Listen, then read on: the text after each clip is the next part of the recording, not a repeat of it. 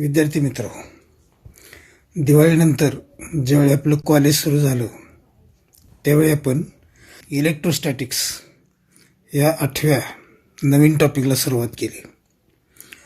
11वीला सुद्धा इलेक्ट्रोस्टॅटिक्स हा टॉपिक होता आणि या टॉपिकमध्ये आपण 11वीत असताना जे काय पाहिले त्याचा आढावा आपण घेत आहोत. पहिल्या लेक्चरला काही प्रमाणात तो आढावा घेतला आपण, पण जो अपूर्ण राहिलेला आहे तो सुरुवातीला पूर्ण करू. तर त्यामध्ये पहिल्यांदा इलेक्ट्रिक फ्लक्स. जर गिव्हन एरिया असेल तर त्याच्यातून पास होणाऱ्या ज्या इलेक्ट्रिक लाईन्स ऑफ फोर्स आहेत त्याच्या संख्येला इलेक्ट्रिक फ्लक्स असं म्हणायचं.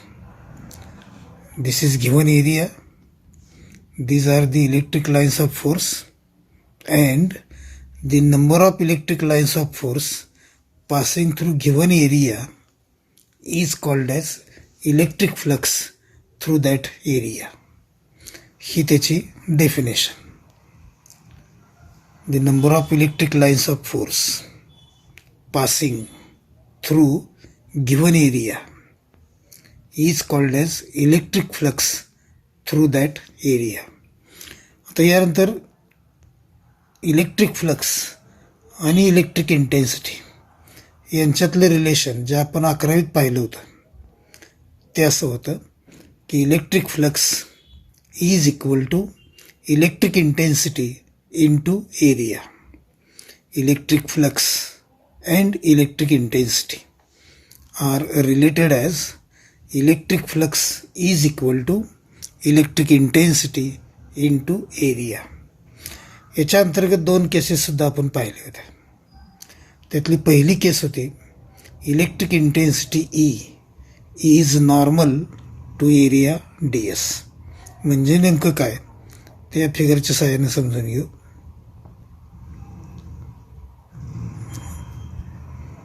Okay, so this is small area ds, this is electric intensity E, and in this case electric intensity E is normal to area ds. So ds is the small area, E is the intensity of electric field, and this electric intensity is normal to area ds.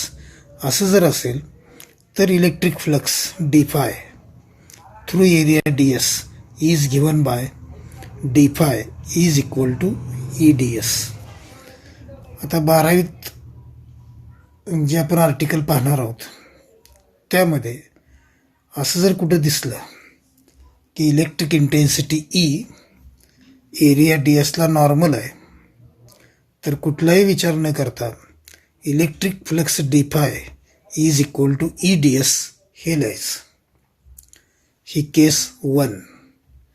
केस 1 मध्ये electric intensity E is normal to area D S. Then electric flux D phi through D S is equal to EDS. नाव case 2. Case 2 is electric intensity E is not normal to area ds. This is area ds and this is intensity, and this intensity E is not normal to area ds. असं जर असेल तर पहिल्यांदा area D एसला ही normal काढायची.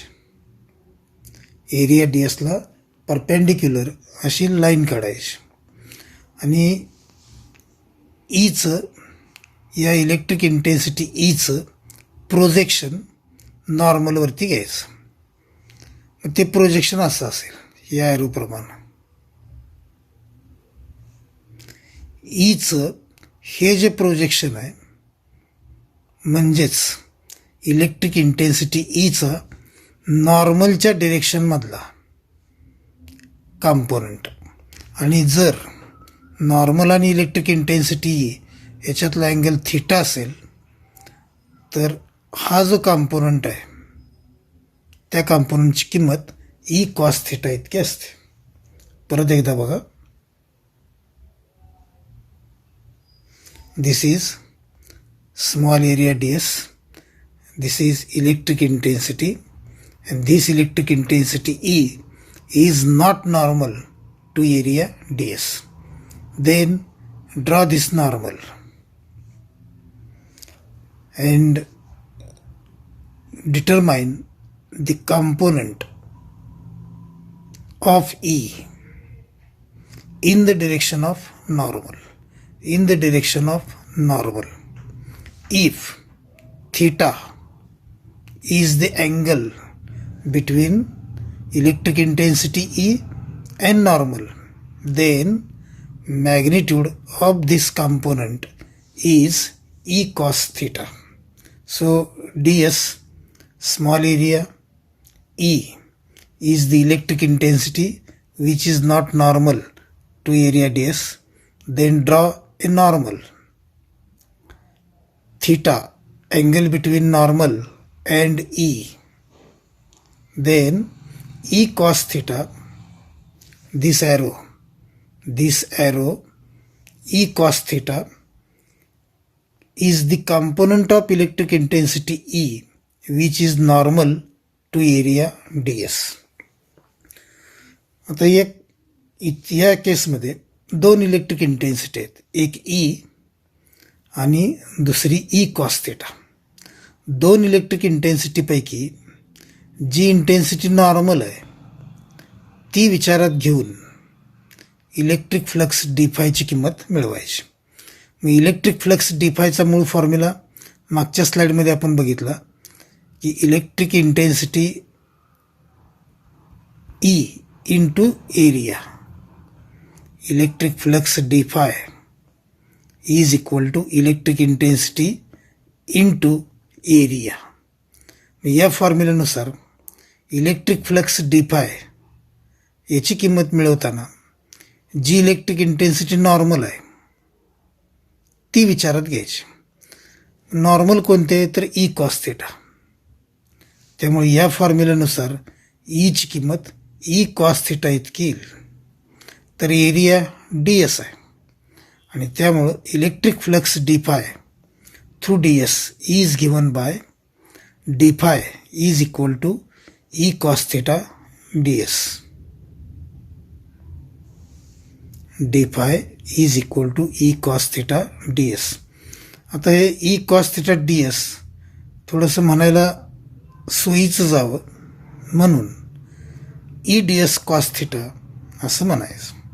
तरी second case, electric flux D phi is equal to E D S cos theta. मागच्या केसमध्ये केस 1मध्ये electric intensity E area D एसला नॉर्मल आहे. Electric intensity E area D एसला नॉर्मल असेल तर electric flux D phi is equal to E D S. आणि जर इलेक्ट्रिक इंटेन्सिटी ई सेकंड केसप्रमाणे जर नॉर्मल नसेल तर मात्र electric flux D phi is equal to E D S cos theta. तर या दोन्ही केसेस आपण 12वीतली जे आर्टिकल्स आहेत त्यामध्ये वापरणार आहोत. त्यामुळे मगाशी म्हटलं तसं परत एकदा म्हणतो की इलेक्ट्रिक इंटेन्सिटी ई जर एरिया डी एसला नॉर्मल असेल तर कुठलाही विचार न करता electric flux D phi is equal to E D S असेलच. आणि जर electric intensity E area D एसला नॉर्मल असेल, electric intensity E area D एसला नॉर्मल नसेल तर electric flux D phi is equal to E D S cos theta असेलच. तर दोन्ही केसेस आपण वापरणार आहोत. आता पुढे जाऊ. जर एरिया डी एस ऐवजी लार्जर एरिया असेल तर इलेक्ट्रिक फ्लक्स फायची किंमत मिळवताना डी फायचं इंटिग्रेशन घ्यायचं. मग डी फायच्या दोन किमती आहेत, एक ई डी एस तर दुसरी E D S cos theta.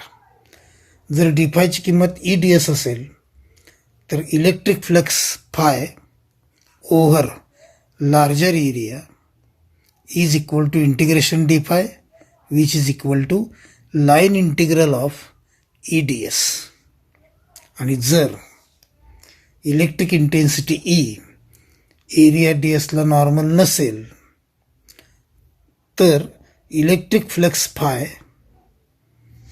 Is equal to integration D phi is equal to line integral of E D S cos theta which is equal to line integral of E dot D S.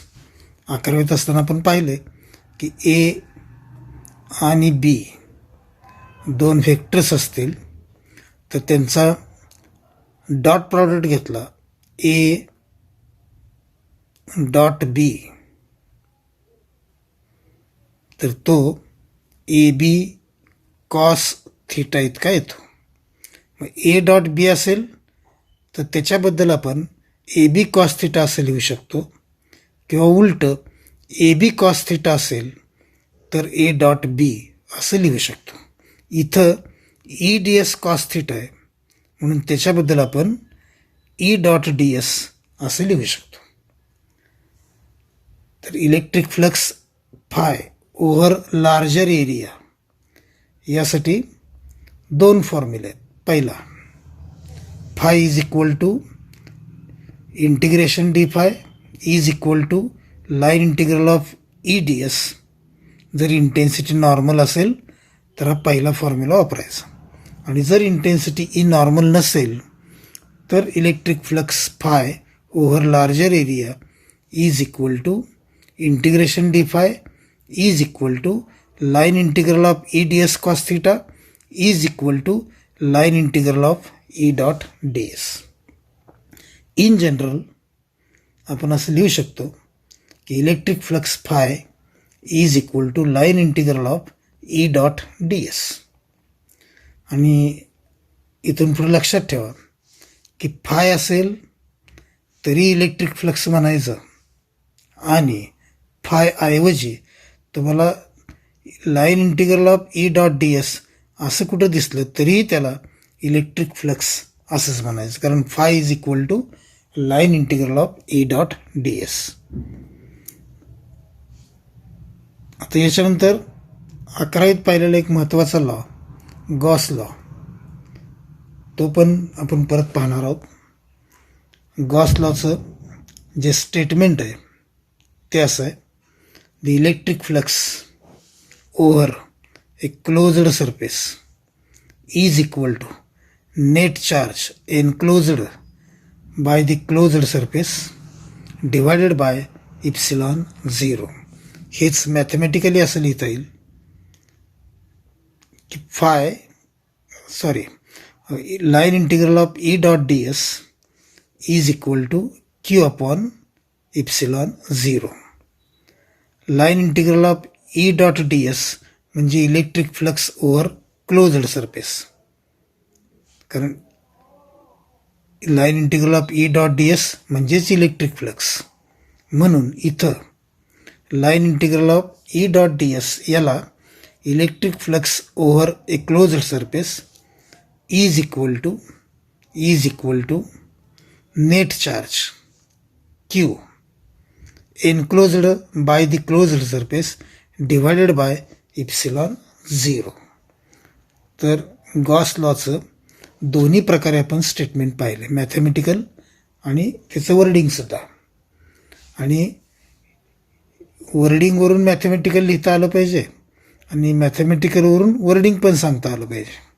याच्याबद्दल काय म्हणायचं तर electric flux over a closed surface is equal to net charge enclosed by the closed surface divided by epsilon zero. आणि इथंपर्यंत 11वीचा सर्व आढावा पूर्ण झाला आहे. आता यानंतर 12वीच्या पहिल्या आर्टिकलला आपण सुरुवात करतो, आणि ते पहिलं आर्टिकल आहे ॲप्लिकेशन्स ऑफ गॉस लॉ. तर गॉस लॉचे ॲप्लिकेशन्स असल्यामुळं गॉस लॉ पूर्णपणे लक्षात पाहिजे.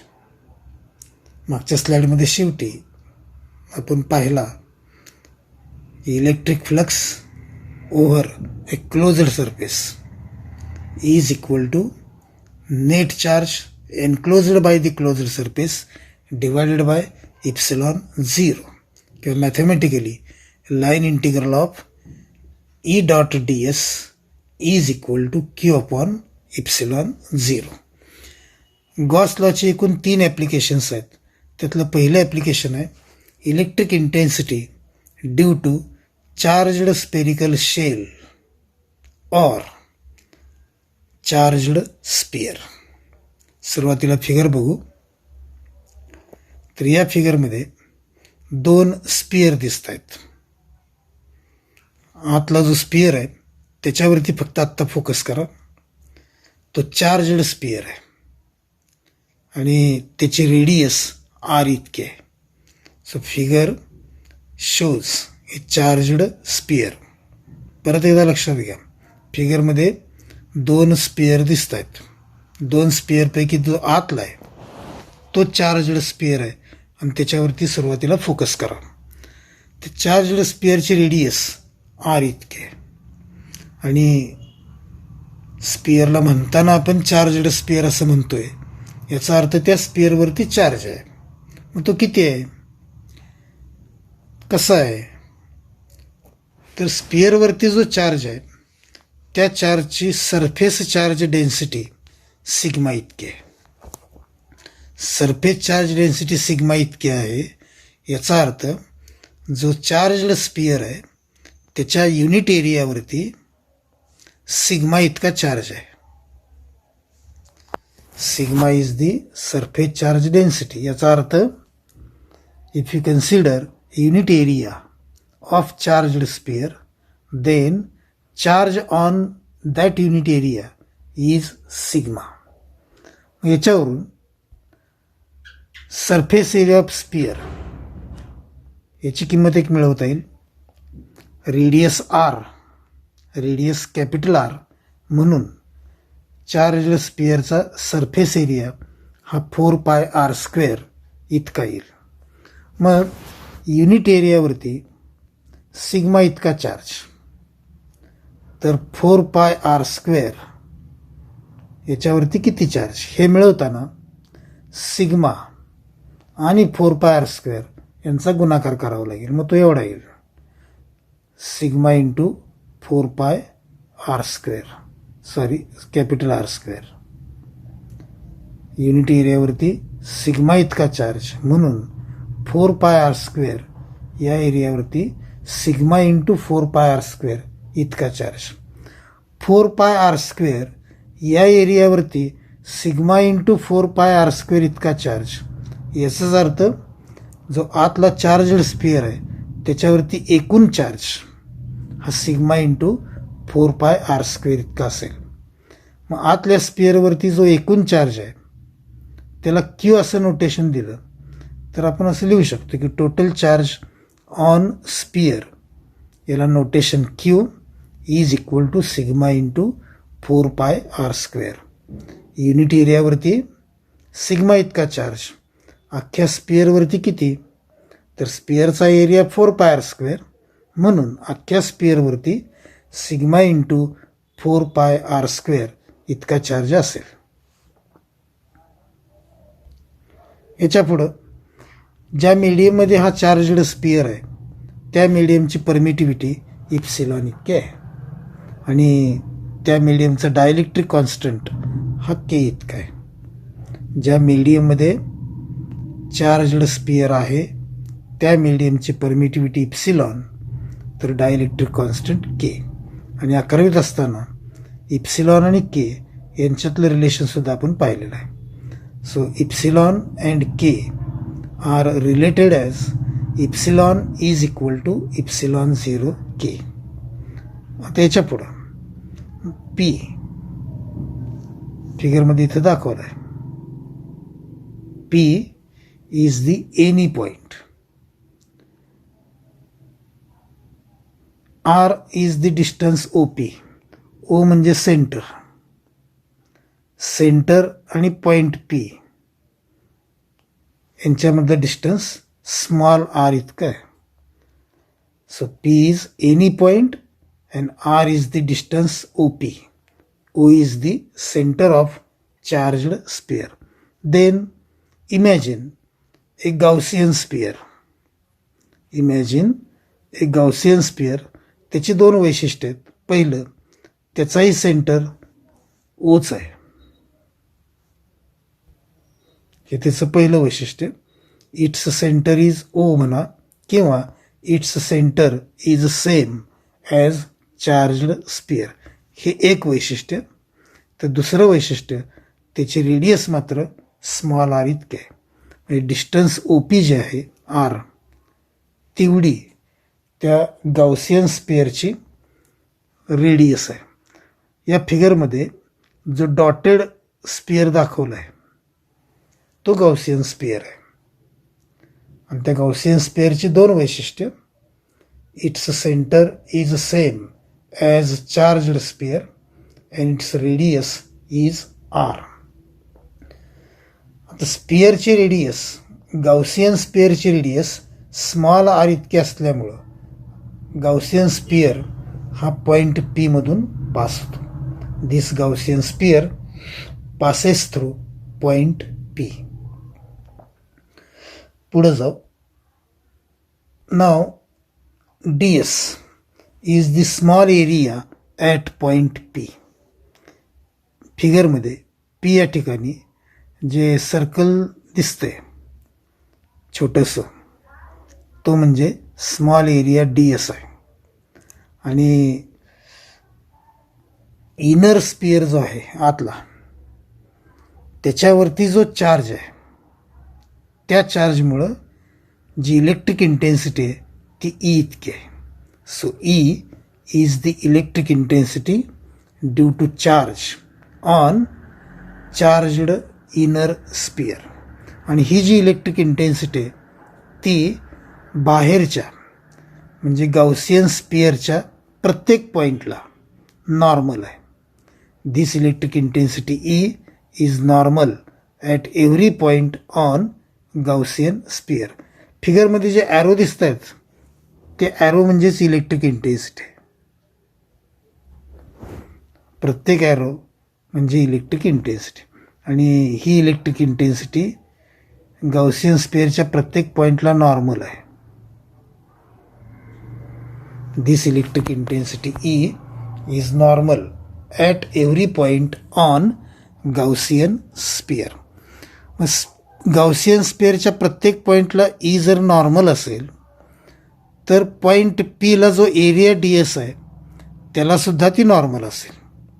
आणि जर इलेक्ट्रिक इंटेन्सिटी ई एरिया dsला नॉर्मल असेल तर electric flux D phi through ds याची किंमत लिहिताना मगाशी पाहिलेली केस 1 वापरायची. केस 1 नुसार D phi is equal to E ds. Case 2 नुसार D phi is equal to E ds cos theta. तर केस 1 प्रमाणे इलेक्ट्रिक इंटेन्सिटी ई एरिया dsला नॉर्मल असल्यामुळं डिफायची किंमत केस 1 नुसार D phi is equal to E ds असं लिहिता येईल. परत एकदा बघा. This is small area ds is the electric intensity due to charge on inner charged sphere. And this electric intensity E is normal at every point on Gaussian sphere. Therefore, it is also normal to area ds. As intensity E is normal to area ds, then electric flux d phi through ds is given by d phi is equal to E ds. आता Gaussian स्पियरचा ds हा लहान area आहे. अख्ख्या Gaussian स्पियरवरती किती असेल हे मिळवताना डिफायचं integration घ्यावं लागेल.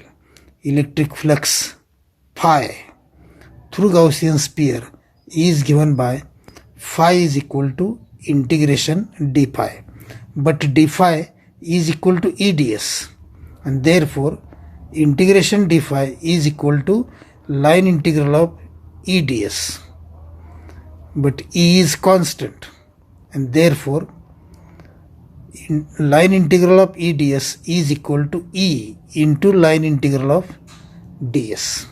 So finally phi is equal to line integral of phi is equal to E into line integral of ds. आता हे शेवटचं जे इक्वेशन आहे ते आहे असं पुढच्या स्लाईडमध्ये आपण बघू, पण त्यापूर्वी परत एकदा बघा. D phi is equal to E D S and therefore phi is equal to integration D phi, but D phi is equal to E D S, therefore it is equal to line integral of E ds. It can be written as E into line integral of ds. आणि हे equation पुढच्या स्लाइडमध्ये आहे असं विचारत घेऊ. So phi is equal to integration D phi is equal to line integral of E D S is equal to E into line integral of d S. आता इथं line integral of d s याचा meaning आणि किंमत सांगायची. Line integral of d s याचा meaning म्हणजे Gaussian स्पिअरचा surface area. Gaussian sphere बाहेरचा तो अशा अनेक युनिट एरिया अशा अनेक एरिया डी एसमध्ये डिवाइड केला. संपूर्ण गाउसियन स्पिअर अशा एरिया डी एसमध्ये डिवाइड करायचं आणि सर्व एरिया डी एसची बेरीज करायची. सर्व एरिया डी एसची बेरीज केली तर तुम्हाला अख्ख्या स्पिअरचा सरफेस एरिया मिळेल. इंटिग्रेशन डी एस म्हणजे सर्व डी एसची बेरीज, कारण इंटिग्रेशन म्हणजे एक प्रकारची बेरीज असते.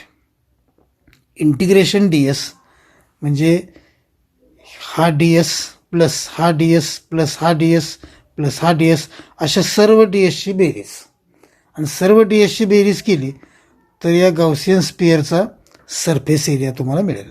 म्हणून line integral of d s याचा meaning surface area of Gaussian sphere, आणि surface area of Gaussian sphere याची किंमत 4 पाय आर स्क्वेअर इतकी येते, कारण गाउसियन स्पिअरची रेडियस आर आहे, small r. So line integral of d s याचा meaning surface area of Gaussian sphere आणि त्याची किंमत 4 pi R square. Line integral d s याची किंमत 4 पाय आर स्क्वेअर इथं सबस्टिट्यूट करायची. मग तुम्हाला phi is equal to E into 4 pi R square हे इक्वेशन नंबर 1 मिळेल. इथंपर्यंत आपण गॉस लॉ वापरलेलाच नाही, आणि ॲक्च्युली हे आर्टिकल म्हणजे गॉस लॉचं ॲप्लिकेशन आहे, आणि इथंपर्यंत आपण तो वापरलेलाच नाही. आता तो यानंतर वापरायचा आहे. मगाशी पाहिलेला गॉस लॉ परत एकदा रिमाइंड करा. मगाशी पाहिलेला गॉस लॉ असा होता की electric flux over closed surface is equal to net charge divided by permittivity. Divided by permittivity, मग ती कधी इप्सिलॉन 0 असेल तर कधी इप्सिलॉन असेल. हा गॉस लॉ आहे. आता इथं क्लोज्ड सरफेस कोण आहे तर हा गाउसियन स्पिअर आहे. त्यामुळं electric flux through closed surface असं म्हणण्याऐवजी इथं electric flux over Gaussian sphere असं LHSला म्हणावं लागेल. RHSला net charge enclosed by the Gaussian sphere divided by permittivity epsilon, कारण या केसमध्ये परमिटिव्हिटी इप्सिलॉन आहे.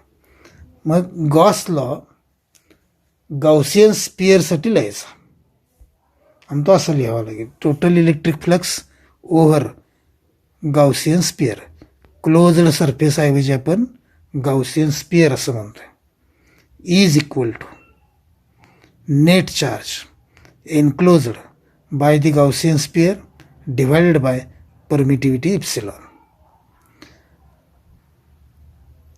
So this is Gauss law for Gaussian sphere.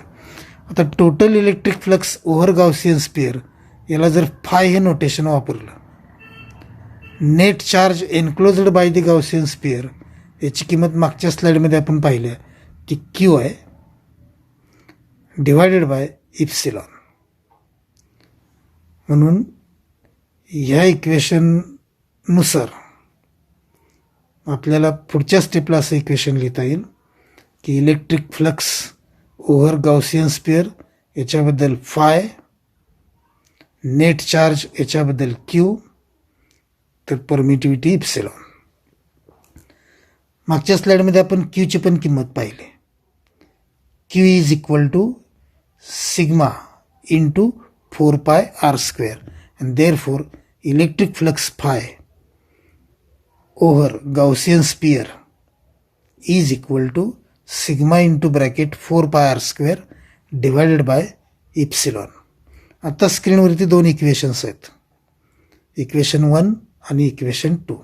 दोन्ही equations electric flux phi over Gaussian स्पियरचीच आहेत. दोन्ही इक्वेशन्स फायचीच आहेत. हे दोन्ही इक्वेशन्स आपण पुढच्या स्लाइडमध्ये सुरुवातीला विचारात घेऊ.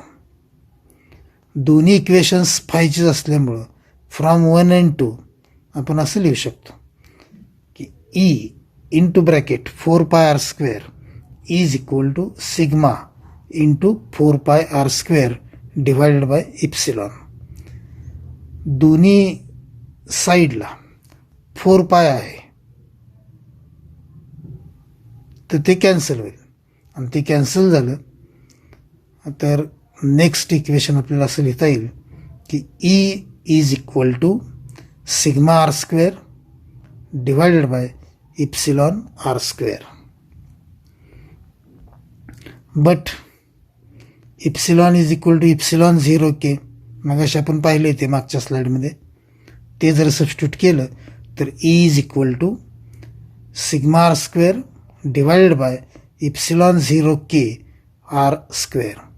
बट मीडियम जर एअर किंवा फ्री स्पेस असेल तर डायइलेक्ट्रिक कॉन्स्टंट केची किंमत 1 असते, आणि केची किंमत जर 1 असेल तर E is equal to sigma r² divided by epsilon 0 r². आणि दिस इज आपल्याला हवं असलेलं एक्सप्रेशन.